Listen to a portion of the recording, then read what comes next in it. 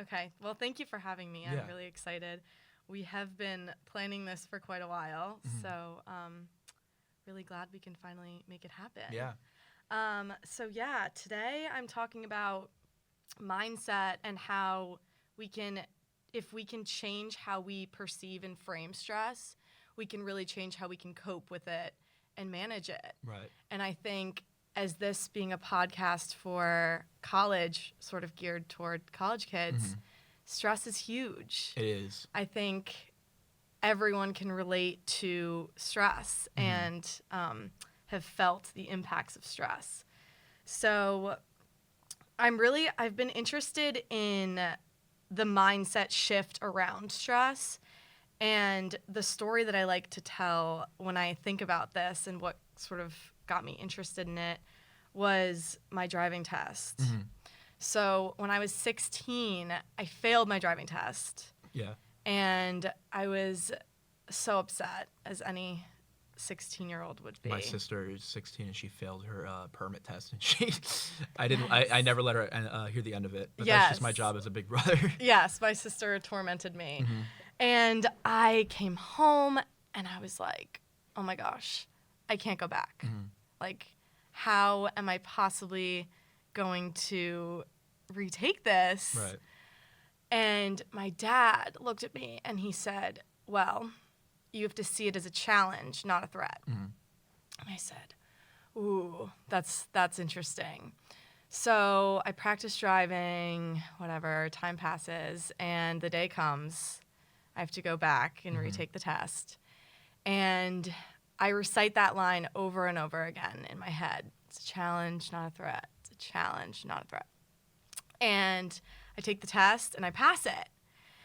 And I'm like, on my drive home, I'm driving. I'm like, yeah. I did it. And I was like, okay, mindset. Like, the real shift here was how I chose to perceive this situation. Right. And I think that was when I was really like, this could be, there's something here. Yeah, I mean, shifting your mindset is actually like really difficult. Absolutely. In general, like, I mean, you have stuff like the like what you were saying with your driver's test, but then people like social anxiety and stuff like that, trying to shift that type of mindset, it's so difficult. So difficult. So much easier said than done, right? Yeah. One quote that I like to think about. Well, what's this book, by the way? Okay, so the book is The Upside of Stress, Why Stress is Good for You and How to Get Good at It. And it's by Kelly McGonigal. And she's a health psychologist at Stanford University. Okay. And big leagues. Yes, big time. And I found this book, and this really furthered my interest in mindset and the role it can take. And I looked at a really interesting study that's in her book, and she had people. So her specialty is mindset and also stress. Okay. So she did a study where she had the participants rate their severity of stress as well as their perception of if stress is harmful or not. So severity, so like high stress, very severe, to I have no stress, I'm calm, I'm chilling. And then stress is detrimental, it's really bad for me, and stress is not bad at all. Stress is just part of life. Right. So the results were really interesting. The results showed that people who rated their stress as high, wait, I just lost my place. You're One good. second. Who rated their stress as high were 46% more likely to die prematurely. But wait, only if they also perceived their stress as harmful. So, Interesting. those who had the same heightened stress as the other group, that was 46% more likely to die, but did not perceive their stress as harmful, were the least likely to die in the whole study. Interesting. I wonder the validity of that study. Yeah. You know? I mean, when I heard that, I was like, our perception there is huge because same level of stress, but just assuming that it's harmful versus not assuming that it's harmful can make that big of a difference. Yeah. Is I think pretty unbelievable. Yeah, I mean, you hear stories all the time of people who are older, like probably our parents' age and older, who are like workaholics, who are like in high stress environments all the time, who then like unfortunately pass away prematurely or suddenly even. And you know what it does to like the heart, you know, your blood pressure, all that stuff. Absolutely. Over time. I can totally understand, honestly, now that I think about it, where that correlation comes from. Right. Just because of all the stories you hear of just young people, younger, middle-aged people just dropping dead, you know? And you hear about their life, how busy they are, how they never stop working, how they never are never taking times to de-stress. Right. It's just so interesting, honestly, now. Yeah, I mean, our bodies were not designed to stay in such a revved up, high stress place all the time. And in life today, people do. Yeah. People really kind of rev a lot higher than our bodies were designed to be.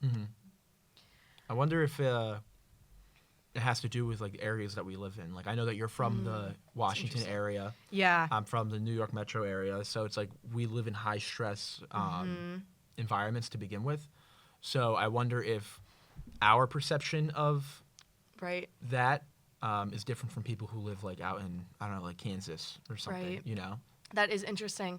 I wonder, I bet there's been studies on this, but if just cities in general, how stress affects people who live in cities versus like rural areas.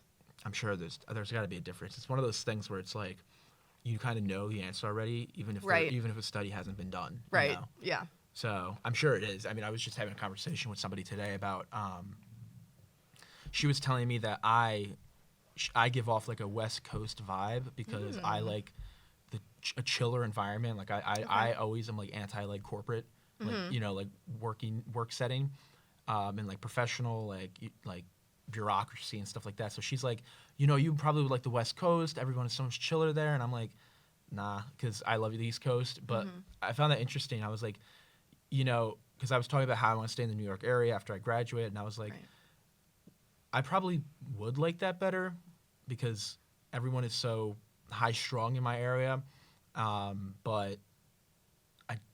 That's just a personal preference. I love New Jersey, so I don't think I would ever go out there. But yeah, it made me think. And now talking about this, I'm like, yeah, there's got to be some sort of like correlation between that, you know? Definitely. And even I wonder like East Coast versus West Coast because that is like, even though there's big cities like LA and San Diego, somehow that doesn't give the same like uptight stress that like New York and DC give, but in Boston, but I don't know. Kind of interesting to think about. So going back to this, reframing your mindset. What does this book get into regarding that?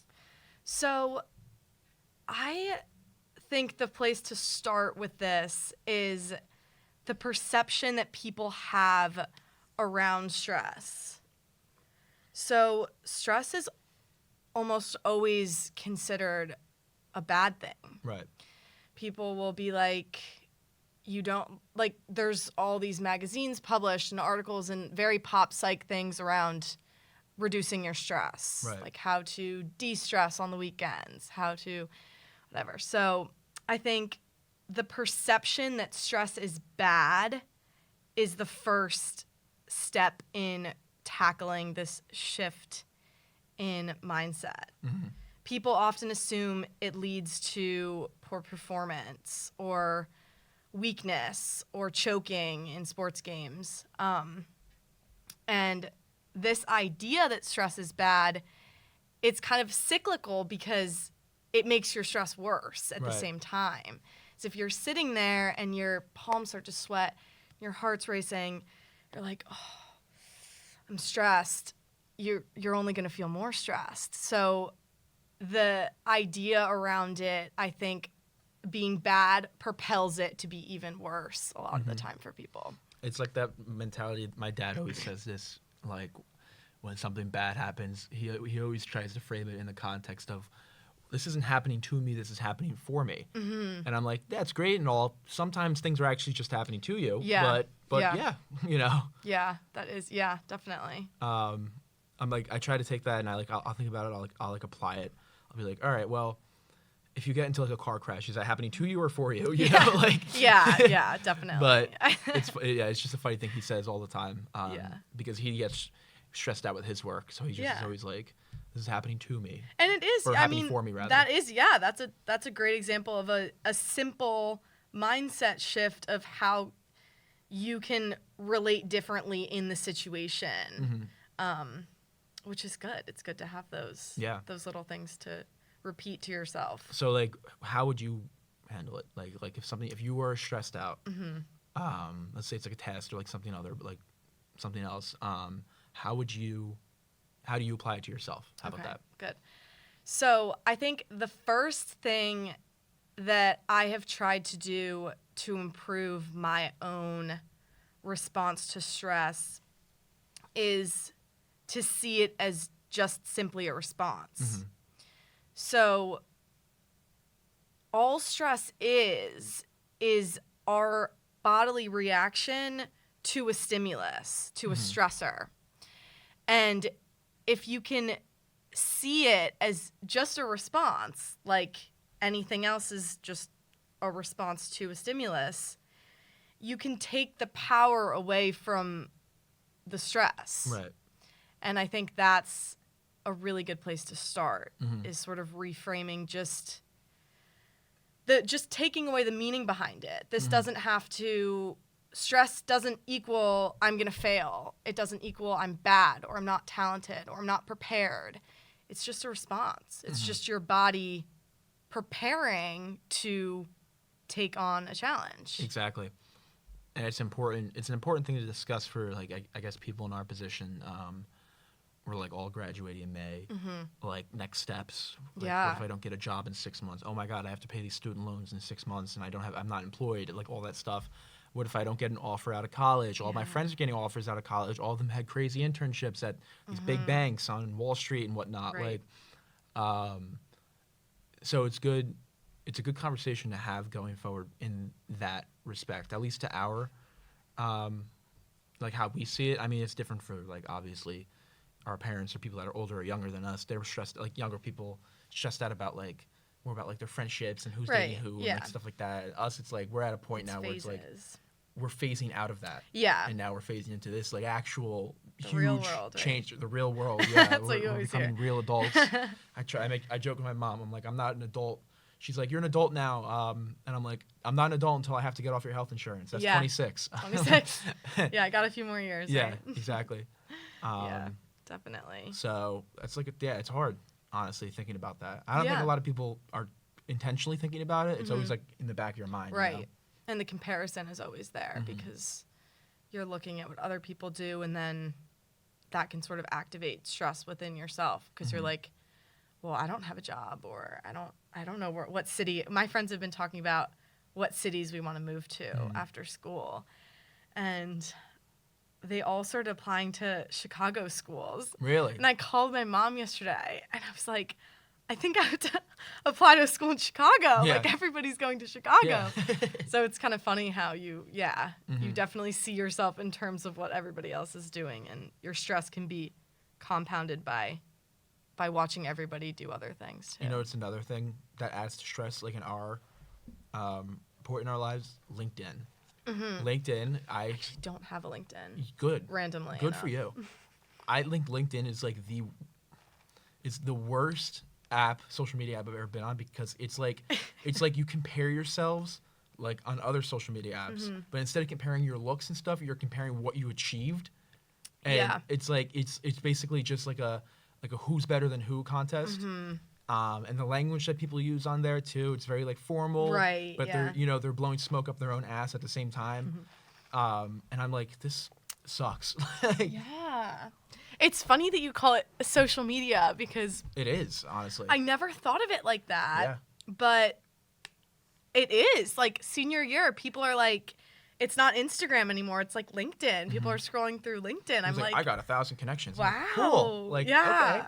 Who cares? I'm really behind on that game. Yeah, I don't have it doesn't. one, I but have 200. They're all Loyola people. Like, Yeah. Every time I see a Loyola Maryland, I'm like, okay, whatever. Like I said, I don't pay that much attention to it. I think the only thing I posted on it was I like got elected to SGA last semester, so I was like, I got elected to that's SGA. awesome. Like, but like I wasn't like, I want to thank this for all these wonderful accolades. I was just like, Yeah. yeah, I got appointed thanks to the people that appointed me. I Right, guess. You know, I kept it yeah. short and simple. yeah. Yeah, people like to write long. Because I'm not in the Long business of things. comparisons, you know? Yeah. Because I think that just, it makes you stressed Mm-hmm. because you feel like you're missing out on something or you feel like you're doing something that you're not supposed to be doing. Or on the flip side, it makes the other person stressed, you know, too. They're like, okay, I'm blanking on like an example for this because I'm only thinking in the frame of like yourself. Yeah. But like it's like the stress goes both ways. Yeah, you know? definitely. Yeah. Right. So it's just interesting. Yeah. It's interesting how stress sort of spreads into different aspects. It like leaks into like the social aspect of things and the ideas of like what are you going to do next, and school obviously is like where I feel like a lot of people feel it, but it affects a lot of things for people. It does. And are you familiar with like how it like actually works, like the bodily stuff? I do have that in my notes. Because it's like I'm like learning about that right now in my anatomy class. I hate anatomy, but it's like kind of interesting. Oh, I hate anatomy. Yeah. I still have to take it. I'm so Oh, scared. good luck. Good luck. The 100 level, still hard. Yeah. What are you in right now? 100 level. You're I'm in like the easiest possible class. What is it? Anatomy and physiology? Yeah. Yeah, I have to take that. It's rough. Yeah, I'm not looking forward to it. As I've waited till last semester of senior year. Yeah. Obviously, I'm not looking forward to it. That's funny. But yeah, I'm taking Controlling Stress and Tension, which is Dr. Lading's course. I've always wanted to take classes, and that's awesome. He is awesome. Yeah. The course is amazing. I rave about it to everyone. He also teaches health psych, which is really interesting. So I've been talking about the human stress response a lot in both of those courses. But we just talked about, and I just had an exam on cortisol. And cortisol, people know as like the human stress hormone. Right. And back to the idea of mindset around this, it's often thought of as negative because it's associated with stress. Right. But we learned in the class that it's not actually inherently bad. So cortisol's primary role in stress is to contain or shut down that activity in your nervous system, that stress activity. And it's actually a necessary component to bringing you back down to equilibrium, like in your body. Right. And sorry. It's only becomes a negative when it sticks around too long. So cortisol in and of itself isn't bad. We need it. We need it to come in and bring us back down and re-regulate our system. But evolutionarily, our bodies, like we were talking about earlier, aren't used to staying in this constant elevated state. Exactly. So, for example, you're good. So, for example, and Dr. Lading uses this example in our class, evolutionarily, stress response would kick in when you were like running from a lion. Like you're in the wilderness, you're like fighting for your life, like an actual life or death scenario. Right. That's when your body releases cortisol to bring you back down. And it does its job really well. in those situations because it comes in, you're running, you're fighting for your life, the cortisol kicks in, you are ready to take on the challenge, and your heart rate increases and your palms are sweaty, and then you're ready to face this challenge. But the problem nowadays is that we stay elevated too long. So there's actually the cortisol doesn't have its normal response of spiking to bring you down. Right. And then you're back at equilibrium. You're back in a neutral state. Instead, I have anatomy final, and I have a podcast, and I have an SGA thing, and I have this and that. And so you're revving high, and you're revving high a lot with the stress and this and so you can't sort of come back down in a way that evolutionarily our stress response was supposed to work. Right. So cortisol has a negative response when it stays high too much, but inherently it's not bad. Yeah, because we're not running away from tigers anymore. Right. You know, now it's like I guess the same response to running away from a tiger would be like if you almost hit somebody on like driving a car. Yes. You know what I mean? Yeah. Like And I you felt feel sharp that. pang in You your feel that chest. spike. And then you come down, but you come down quickly from that, which is sort of the cortisol, like you kick down. Sorry, keep going. No, I'm listening. I You're good. interrupted you. Yeah, I mean, it's it goes down very quickly, and there's so many like little events. Like I got distracted just now because I got an email from somebody, and I was like, it was like an important email, so I was like, and it gave me stress while you were speaking. And I was like, and that's so funny that you were talking about that, and it literally just happened to me. Yeah. It's all the time. It's all around us, right? Yeah. Whereas it just didn't used to be. It just wasn't. Humans didn't live in such a stressful environment all the time in the same way, I think. Exactly. And I think it speaks to just like the society that we built up. Yeah. Over the course of hundreds of years, I guess. But like specifically now, there's so much to worry about. So it's like we live in this capitalistic society where everything is transactional, and the standard of living is so high. Like the cost of living is so high, and the standard of living is so low. Yeah. And then on top of that, you have the daily stressors, like emails I just got. And then you got like the overarching stressors, like world events, all this stuff constantly going on. It's being fed to you 24/7 on social media, on the news, on TikTok, endless scrolling. News is huge. Yeah. And social media is huge. Yeah. Yeah. And so you're always hearing bad stuff. Yeah. You know, my friends used to make fun of me a lot and they still do, because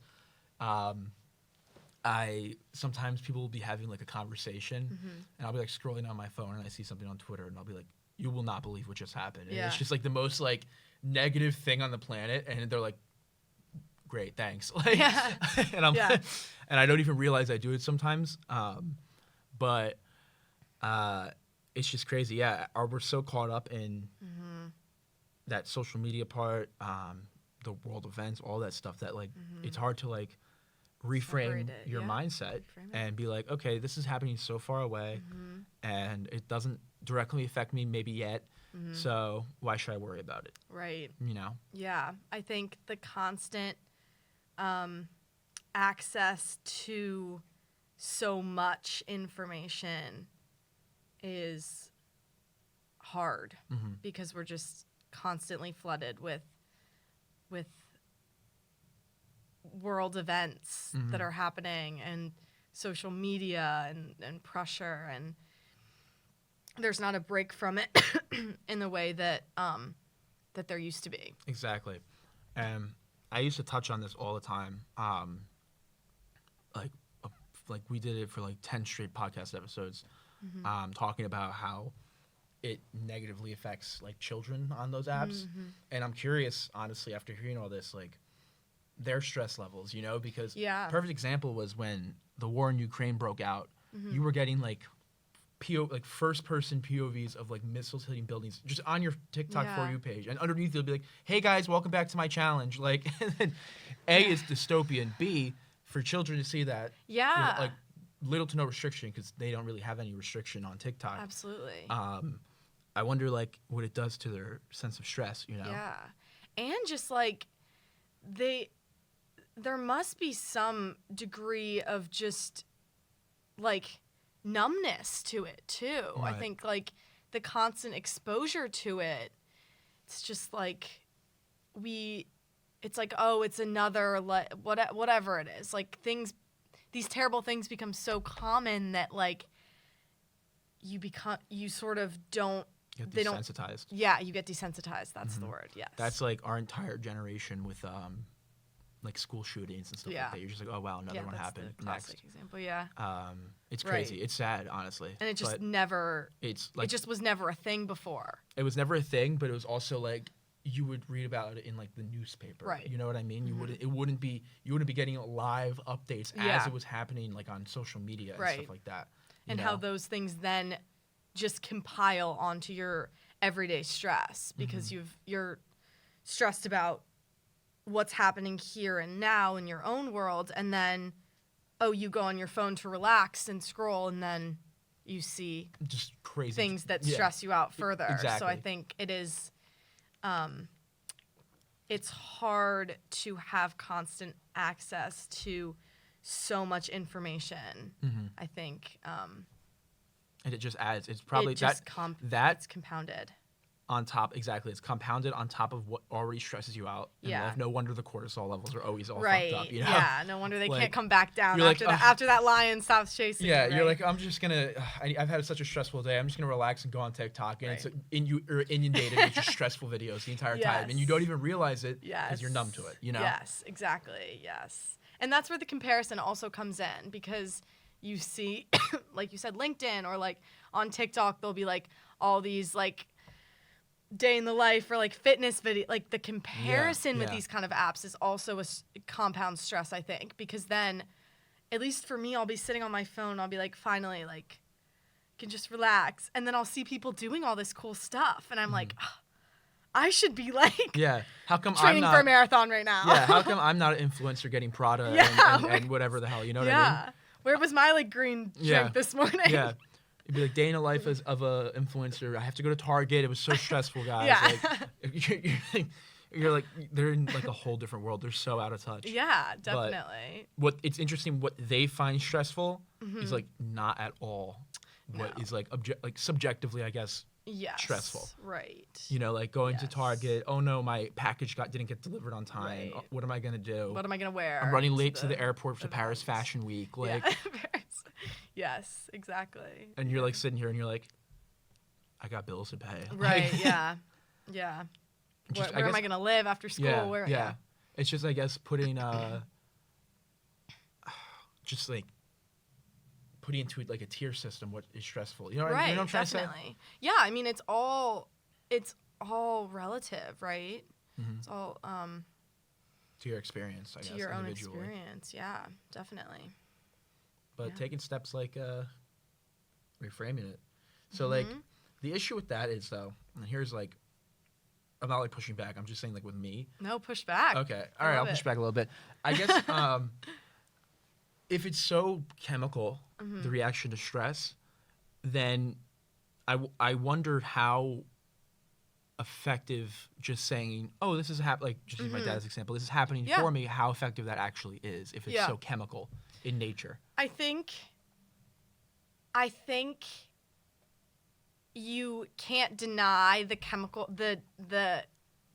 response Right. that happens under stressful situations, but there is studies that show that if you change your relationship with stress, your bodily response to stress can change.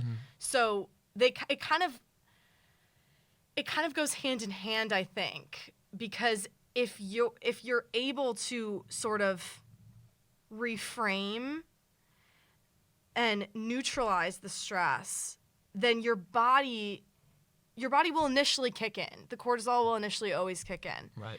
But if you can bring it back down, you won't stay as high. And I think that's where the reframing comes in. So, oh my gosh, I have this presentation. I'm really nervous about it.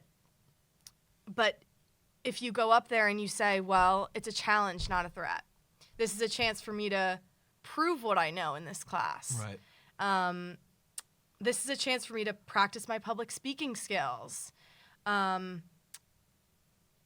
then you feel your body rev up, but you can say, well, this is just me preparing for this moment, not, oh my gosh, my palms are really sweating, like I can't do this, or that means I'm too anxious, I'm too in my head, I can't focus anymore, I can't perform to the best of my abilities if I feel this way.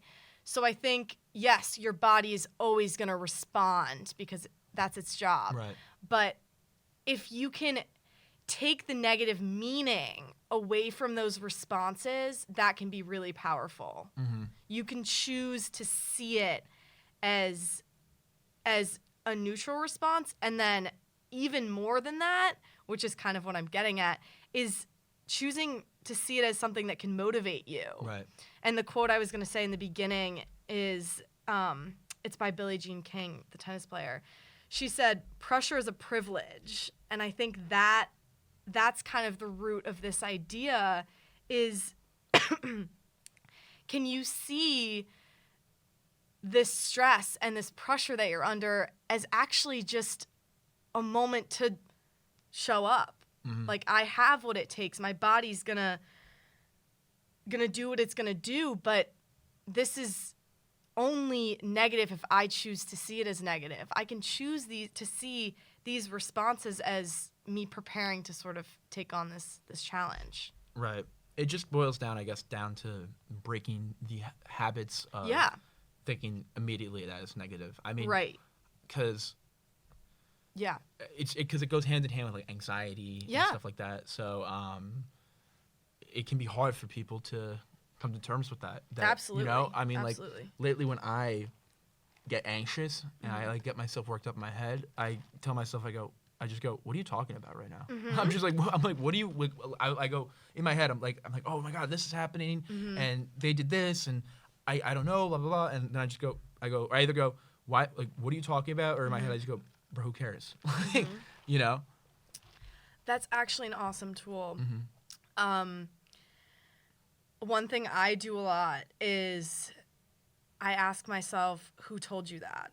So like, that's really good for social anxiety. Sometimes you'll be like, oh, like I don't think they like me that much. Or with school, you could be like, I'm really bad at anatomy and physiology or whatever. And then in your head, you can go, well, who told you that? Right. And so it's sort of that little bit of challenging, that automatic negative thinking can be huge. And people underestimate that, I think. They do. It's interesting.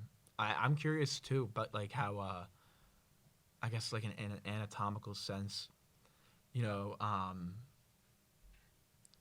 how like vitamins and stuff like that actually help too, to a degree. Because you hear all these people online, they're always talking about take your vitamins, vitamin D is good to combat depression, which I agree with, but it's like also, you know, you take your medicine, you take like the vitamins and stuff like that, all these supplements to boost your vitamin levels, because I guess they have like a effect on that as well. And I wonder, I'm just so like, I'm like hearing you talk, I'm thinking about that. I'm also thinking about like cortisol levels and all the chemical stuff. I'm just so curious how it all like fits together. Right. You know what I mean? Yeah, definitely. I think I don't know as much about like the supplement aspect. I think there's definitely stuff there though. I think people do take like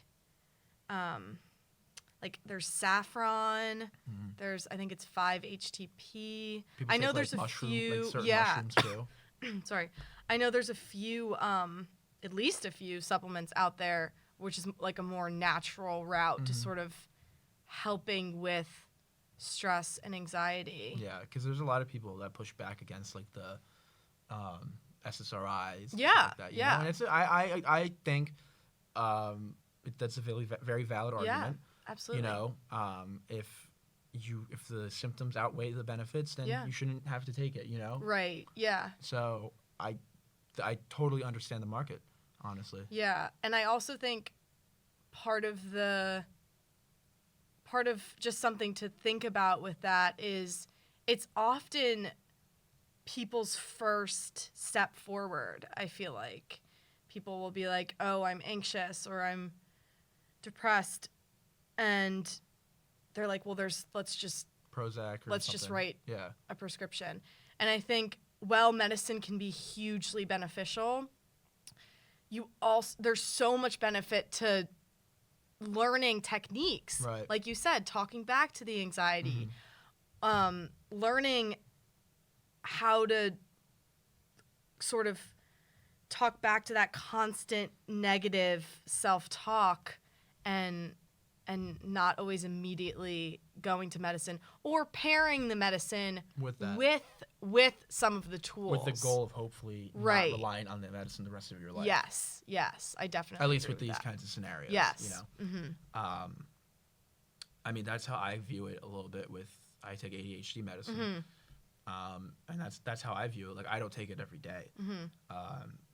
Because I get like when I didn't take it today, and I feel like a little like off, I guess, because I take it often.